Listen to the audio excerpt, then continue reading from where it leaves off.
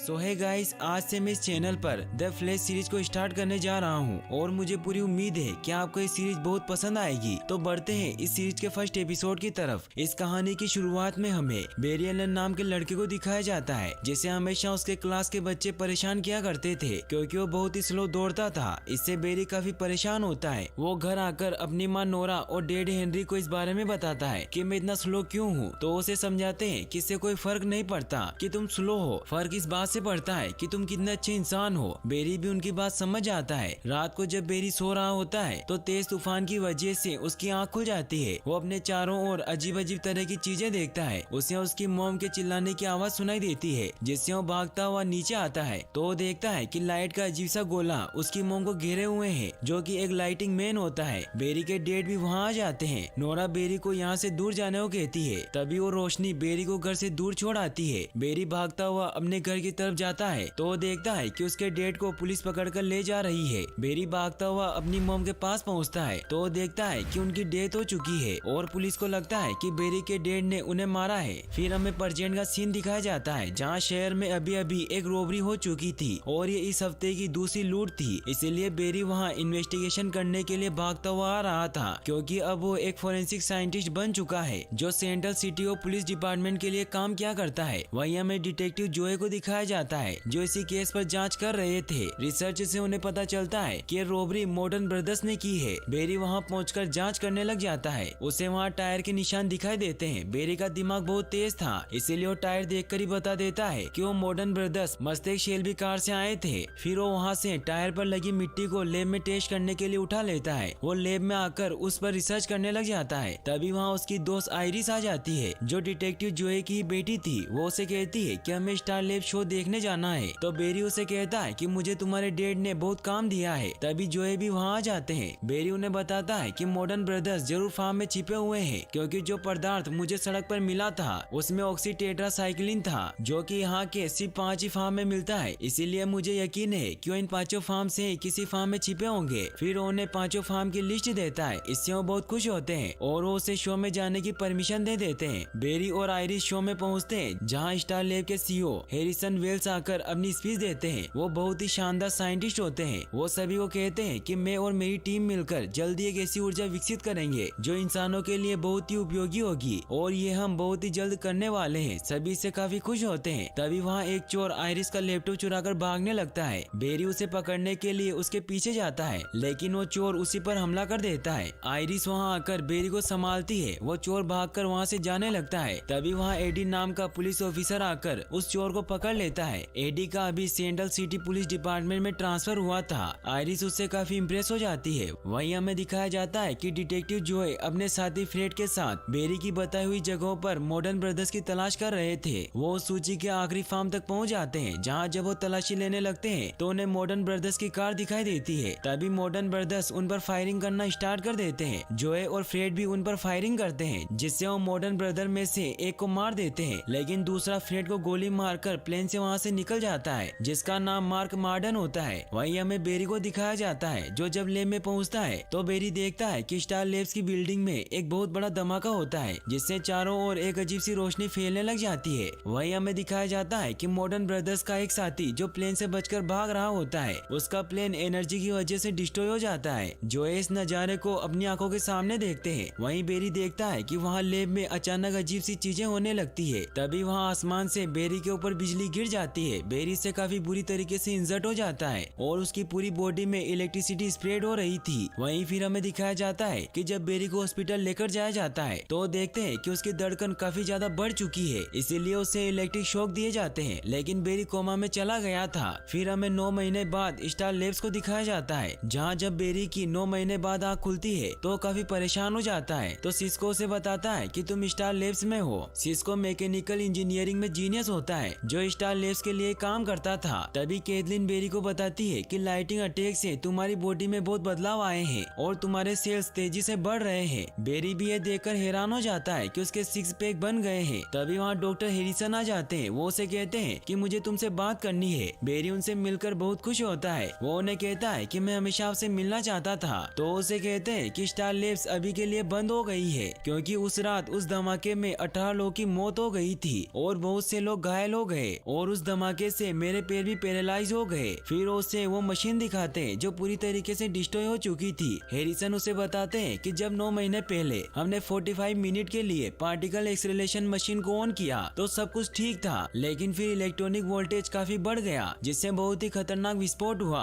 और वो ऊर्जा आसमान में चली गई जिससे स्टॉर्म क्लाउड का निर्माण हुआ और वही बिजली तुम पर आकर गिरी। बेरी इससे काफी सैड हो जाता है तो उसे बताते हैं कि जब तुम्हें हॉस्पिटल लेकर जाया गया तो वहाँ लाइट नहीं थी और डॉक्टर तुम्हारी बॉडी में हुए चेंजेस को समझ नहीं पा रहे थे क्योंकि तुम्हारा दिल बहुत तेजी से धड़क रहा था। फिर मैं तुम्हें यहाँ ले आया। आयरिस अक्सर तुमसे मिलने आया करती थी। ये सुनकर बेरी आयरिस से मिलने के लिए जाने लगता है। वो सब उसे रोकते हैं कि तुम्हारा अभी बहुत से टेस्ट करने बाकी है, लेकिन बेरी उन्हें कहता है कि मैं ठीक हूँ। ये कहकर वो आयरिस से मिलने के लिए उसके कैफे में जाता है। आयरिस बेरी को देखकर बहुत खुश होती है। बेरी उसे कहता है कि मैं बिल्कुल ठीक हूँ। तभी वहाँ बेरी नोटिस करता है कि वो बहुत फास्ट हो गया है जिसकी वजह से उसे हर चीजें स्लो मोशन में दिखाई देने लगी है। बेरी को कुछ समझ नहीं आता। वहीं फिर हमें मार्क मार्डन को दिखाया जाता है जो बैंक में रॉबरी करने के लिए आता है। इसका मतलब ये होता है कि वो उस रात प्लेन क्रैश में बच गया था और उस एनर्जी की वजह से उसमें वेदर को कंट्रोल करने की पावर आ गई थी। वो वहाँ अपनी वेदर की पावर से अटैक कर देता है। वहीं बेरी जोए से मिलता है। सब उसे ठीक देखकर बहुत खुश होते हैं। तभी उन्हें इन्फॉर्मेशन मिलती है कि सिटी बैंक में रॉबरी हो गई है, इसीलिए वहाँ जाने के लिए निकलते हैं। तभी वहाँ बेरी देखता है कि एक कैदी गन से पुलिस ऑफिसर पर अटैक करने वाला है तो बहुत फास्ट उस कैदी को नीचे गिरा देता है। बेरी अपने अंदर ये सब पावर देखकर काफी परेशान हो जाता है। जब वो बाहर आता है तो बहुत फास्ट रन करता है जिससे वो समझ जाता है कि उसके अंदर सुपर पावर आ गई है। इससे वो बहुत खुश होता है, लेकिन वो एक कार से जाकर टकरा जाता है। फिर वो स्टार लैब में हैरिसन को इस बारे में बताने जाता है तो फिर वो सब उसका स्पीड टेस्ट लेते हैं। बेरी जैसे ही दौड़ता है तो उसकी स्पीड देखकर हैरान रह जाते हैं क्योंकि उसकी स्पीड काफी ज्यादा होती है। बेरी को भी काफी मजा आ रहा होता है कि तभी उसे अपनी मॉम के विजन्स आने लग जाते हैं जब उस रोशनी ने उसकी मॉम की जान ले ली थी। इन सब की वजह से वो सामने रखे ड्रम से टकरा जाता है जिससे उसके हाथ की हड्डी टूट जाती है। बेरी को जब वापस लैब में लाया जाता है तो कैथलीन उसे बताती है कि टकराने की वजह से तुम्हारे हाथ की हड्डी टूट गई थी, लेकिन तुम्हारा हाथ कुछ ही घंटों में वापस सही हो गया।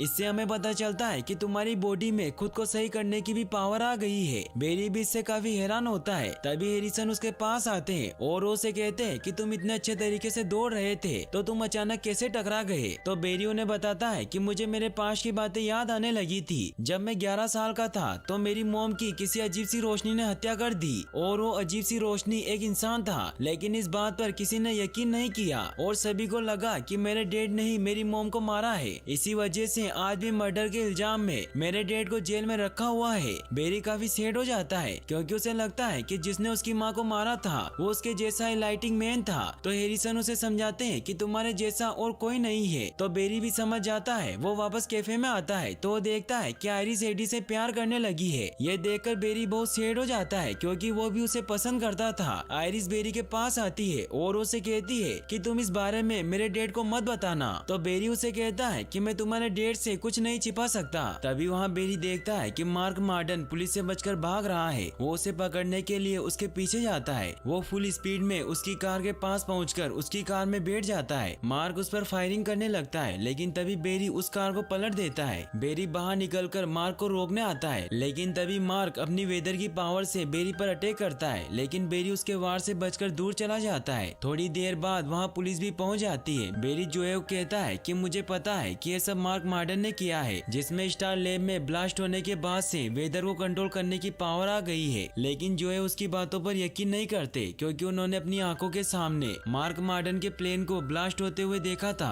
बेरी उदास हुआ वहाँ से चला जाता है। तभी एडी वहाँ जोए के पास आता है और उन्हें कहता है कि बेरी सच कह रहा था क्योंकि मैंने जब उस रोबर का स्केच बनवाया तो मार्क मार्डन ही था। इससे वो दोनों काफी परेशान हो जाते हैं। बेरी हैरिसन के पास जाता है और उन्हें कहता है कि आपने कहा था कि मैं इकलौता मेटा ह्यूमन हूँ जो उस एनर्जी की वजह से इन्फेक्ट हुआ था, लेकिन ये झूठ है। तो उसे बताते हैं कि उस दिन जब वो डिवाइस ब्लास्ट हुआ था तो अनजानी ताकत हमारे शहर में फैल गई, जिससे पता नहीं कि तुम्हारे जैसे कितने लोगों पर इसका असर हुआ होगा और हम उन्हीं सभी को खोज रहे हैं जिससे तुम हमारी खोज के पहले मेटा ह्यूमन हो। इससे बेरी को बहुत गुस्सा आता है क्योंकि उनके एक गलत एक्सीडेंट की वजह से पूरे शहर पर खतरा मंडरा रहा है। बेरी उन्हें कहता है कि मैंने आज उन मेटा ह्यूमन में से एक को देखा जो बैंक रोबर है और वो वेदर को कंट्रोल कर सकता है जो सिटी में बहुत से लोगों को नुकसान पहुंचा रहा है, इसीलिए हमें उसे कुछ भी करके रोकना रोकना होगा। तो एरिसन उसे कहते हैं कि पुलिस का काम है, तुम कुछ नहीं कर सकते क्योंकि तुम एक आम इंसान हो जो लाइटिंग की चपेट में आ गया था। बेरी को इससे काफी गुस्सा आता है और वो 600 मील भागकर ग्रीन एरो से मिलने जाता है। ग्रीन एरो एक बहुत बड़ा सुपर हीरो है जो स्टार सिटी में लोगों की रक्षा करता है, जिसकी सीरीज भी काफी फेमस है, जिसे IMDb पर 7.5 रेटिंग दी गई है। इसीलिए अगर आप एरो की सीरीज देखना चाहते हैं तो मुझे कमेंट में जरूर बताइएगा, क्योंकि अगर आपकी डिमांड ज्यादा रही तो मैं इस सीरीज को जल्दी लेकर आऊंगा। तो वापस हम अपनी मेन स्टोरी पर आते हैं। एरो बेरी से पूछता है कि तुम मुझसे मिलने क्यों आए हो। तो बेरी उसे कहता है कि मैं हमेशा से लोगों की मदद करना चाहता था, लेकिन मुझे नहीं पता कि मैं कभी तुम्हारे जैसा बन पाऊंगा, क्योंकि हैरिसन ने मुझे कहा कि मैं कोई हीरो नहीं हूँ। तो एरो से समझाता है कि तुम नॉर्मल नहीं हो, गॉड ने तुम्हें अनोखी पावर दी है जिससे तुम मेरे जैसे नहीं बल्कि मुझसे भी बेहतर बन सकते हो, क्योंकि जो काम मैं मिनटों में कर सकता हूँ वो तुम पल भर में कर सकते हो। इसीलिए तुम अपनी पावर का इस्तेमाल करो और लोगों की जान बचाओ। ये कहकर वहाँ से चला जाता है। बेरी भी अब उसकी बात समझ जाता है और वो स्टार लेब्स में आकर केथलीन और सिस्को से कहता है कि मैं अकेला मेटा ह्यूमन के अटैक से लोगों को नहीं बचा सकता, इसीलिए मुझे तुम्हारी जरूरत है। तो वो भी उसका साथ देने के लिए मान जाते हैं और वो तीनों अपनी एक टीम बना लेते हैं। सिस्को उसे अपने द्वारा डिजाइन किया हुआ रेड कलर का सूट दिखाता है और उसे कहता है कि मैंने इसे फायर फाइटर के लिए डिजाइन किया था, लेकिन तुम इसे यूज कर सकते हो क्योंकि ये घर्षण और हीट रेजिस्टेंस है। इसमें एरोडायनेमिक डिजाइन है जिसकी वजह से तुम कितनी भी तेज दौड़ सकते हो। साथ ही इसमें सेंसर भी लगे हुए हैं जिससे हम तुमसे कांटेक्ट कर सकते हैं। बेरी से काफी खुश हो जाता है और अब वो पूरी तरीके से फ्लैश बन जाता है। वहीं हमें दिखाया जाता है कि जोए और एडी उस फार्म में पहुंचते हैं जहां उन्हें मार्डन की गाड़ी मिली थी। मार्डन वहीं मौजूद होता है, वो उस पर गन पॉइंट कर देते हैं तो मार्डन उन पर अपनी वेदर की पावर से अटैक कर देता है। फिर वो वहाँ एक बहुत बड़ा टोर्नेडो क्रिएट कर लेता है। जोए एडी को बचाकर बाहर ले आते हैं। मार्डन उन दोनों को मारने लगता है, लेकिन तभी फ्लैश वहाँ आकर उन्हें बचा लेता है। सिस्को बेरी से कांटेक्ट करके उसे बताता है कि मार्डन टोर्नेडो की स्पीड बढ़ाते जा रहा है जिससे वो पूरी सिटी को बर्बाद कर देगा, इसीलिए तुम्हें कुछ भी करके उसे रोकना होगा। तो फ्लैश को एक आइडिया आता है और वो उस बवंडर के अपोजिट डायरेक्शन में चक्कर लगाने लगता है ताकि वो उस टोर्नेडो को खत्म कर सके, लेकिन मार्डन उस पर अटैक करता है जिससे फ्लैश दूर जाकर गिरता है। बेरी की हिम्मत टूटने लगती है तो हैरिसन वहाँ आकर उसे हिम्मत देते हैं। वो उसे कहते हैं कि ये सब मेरी वजह से ही हो रहा है, इसीलिए अब सिर्फ तुम ही हो जो सभी को बचा सकते हो। इससे बेरी में भी जोश आ जाता है और वो फुल स्पीड में उस टोर्नेडो के चारों ओर चक्कर लगाने लगता है। वो इतनी फास्ट स्पीड में रन करता है कि मार्डन उसे देख ही नहीं पाता। देखते ही देखते बेरी की स्पीड इतनी ज्यादा बढ़ जाती है कि वो उस टोर्नेडो को पूरी तरीके से खत्म कर देता है, लेकिन मार्डन अभी भी जिंदा होता है और वो बेरी पर गन पॉइंट कर देता है। लेकिन तभी जोए वहाँ आकर मार्डन को गोली मार देते हैं। बेरी की पूरी टीम इससे बहुत खुश होती है। अगले दिन जोए बेरी से माफी मांगते हैं कि मैंने तुम्हारी बातों पर विश्वास नहीं किया और अब उन्हें भी लगने लगता है कि तुम्हारे पिता निर्दोष थे, उन्होंने तुम्हारी मॉम को नहीं मारा। जोए उसे कहते हैं कि तुम्हें मुझसे प्रॉमिस करना होगा कि तुम आयरिस को अपनी शक्तियों के बारे में नहीं बताओगे। तो बेरी उनसे प्रॉमिस करता है। फिर हमें दिखाया जाता है कि बेरी अपने डैड से मिलने के लिए जेल में जाता है, जहाँ उन्हें कहता है कि मैं जानता हूँ कि आप निर्दोष हैं और मैं एक न एक दिन ये साबित करके रहूंगा। फिर हमें दिखाया जाता है कि बेरी अब सिटी के लोगों को बचाने लग जाता है और सभी उसे फ्लैश नाम के सुपर हीरो से जानने लगे थे। फिर हमें एपिसोड के एंड में हैरिसन को दिखाया जाता है जो स्टार लैब के एक सीक्रेट रूम में जाते हैं, जहाँ वो अपने पैरों पर खड़ा हो जाता है और फ्यूचर का न्यूज़पेपर देखता है जो 25 अप्रैल 2024 का होता है, जिसमें उस दिन ये खबर छपी हुई थी कि फ्लैश इस दुनिया से गायब हो चुका है। इसी सस्पेंस के साथ एपिसोड फर्स्ट एंड हो जाता है। और अगर आप फ्लैश का दूसरा एपिसोड देखना चाहते हैं तो कमेंट में जरूर बताएं और वीडियो को लाइक और चैनल को सब्सक्राइब करने के लिए आपका तहे दिल से शुक्रिया। Thanks for watching.